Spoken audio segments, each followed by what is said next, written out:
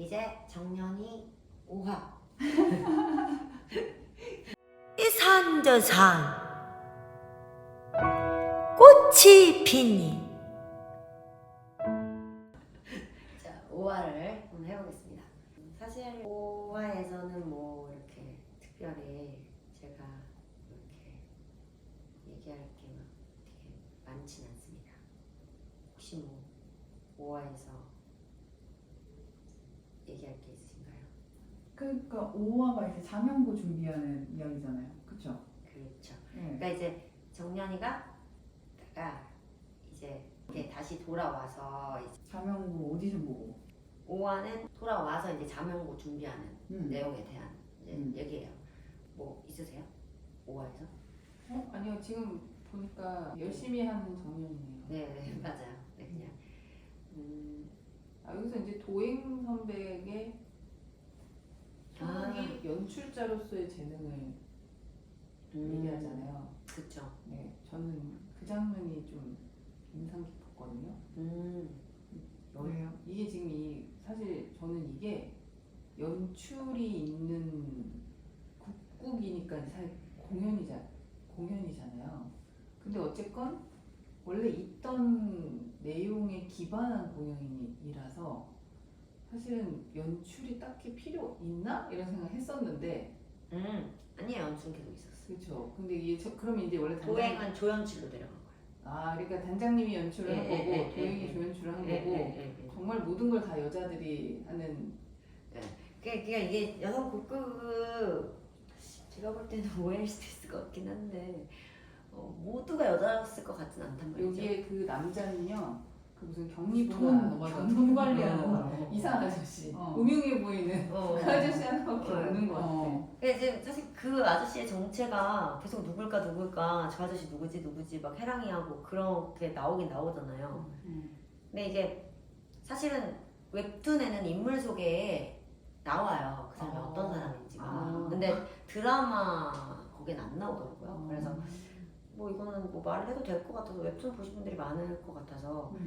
그러니까 사실은 이제 드라마의 인물 소개에도 나오다시피 해랑하고 그 옥경은 기생 출신이에요. 그러니까 거기 이제 얘기였던 거예요. 얘기였는데 그 왜 예전에 왜 그 저희끼리 왜 옥경한테 마약 얘기가 나왔을 때, 아편 얘기 나왔을 때 왜 그렇게 예민하게 반응을 했을까요? 뭐 이런 질문 선생님 하셨었잖아요. 네네네. 진주님 그런 질문 하셨었는데 그 인물 소개에 나오는데 얘가 기생이었는데 아편에 빠져가지고 아편구를 전전했던 거야, 옥경이.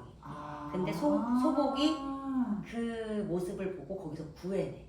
재능을, 옥경의 재능을 알아보고. 그래서 이제 아편을 끊고 다시 이제 새 삶을 찾은 거죠, 국극배우로. 이제 그런 인물 소개가 있더라고요. 그러니까 이제 그래서 너 혹시 또 아편 하는 거 아니야? 이제 이렇게 물어보는 아마 장면이 또 있었겠구나 또 이런 생각을 여기서 했었고. 옥경이 계속 뭔가 지루해하잖아요, 자기의 어떤 네. 삶에. 근데 지금 그 얘기를 듣고 나니까 이제 도파민의 나도 최대치를 맛보는 그쵸. 도파민의 사람이 최대치인 아편을 맛보는 사람이기 때문에 지금 이 자기의 라이프가 만족감을 주지 않는.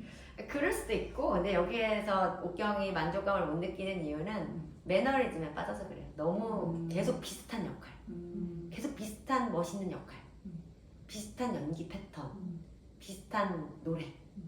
주인공이 해야 될 것들이 계속 비슷한 거지. 그게 거기에 흥미를 못 느끼는. 그리고 자기를 뛰어넘어서 자기가 막 경쟁하고 자기도 막 자극이 되고 싶은데 아무도 없잖아요. 자기 외에 자기가 너무 독보적이니까. 그러니까 이제 그거에 대한 이제 매너리즘이 너무 심해가지고 이제. 근데 도파민도 좀 신선한데요, 지금? 왜냐면 그러니까 그런 매너리즘은 사실 다른 사람이 봤을 때는 배부른 소리가 될 수 있고, 물론 그런 매너리즘이 이제 더 발전하게 할 수도 있는데 본인이 내려놓지 못하고 계속 그걸 유지하잖아요. 근데 제 생각에 지금 딱 그 아편굴에 빠져있던 사람이었다는 얘기 들으니까 너무 웃긴 거예요. 하여튼 그 여기에 나오는 그 이제 그 회계 담당하는 듯한 그 배우님은 이제 웹툰에는 그러니까 기생 그쪽에서 이제 그 일봐주던 건달들을 좀 데리고 해랑이 북극으로 와요. 해랑도 같이 있었으니까. 그래서 그런 쪽 사람들이었던 거지. 그쪽 그 기생 쪽에서 일봐주던 사람들을 이렇게 데려온 설정이어서 그렇게 약간 둘의 관계가 조금 친하고 그러니까. 이제 둘을 너무 잘 알고 있고 막 이런 것들이 아마 그래가지고 지금 뭐 나중에 나올 수도 있는데 일단은 설명에는 안 나와 있더라고요, 인물 소개에는. 그래서 그렇습니다. 지금 뭐 이제 5화에서는 이제 영서가 주인공을 시험 보지 않고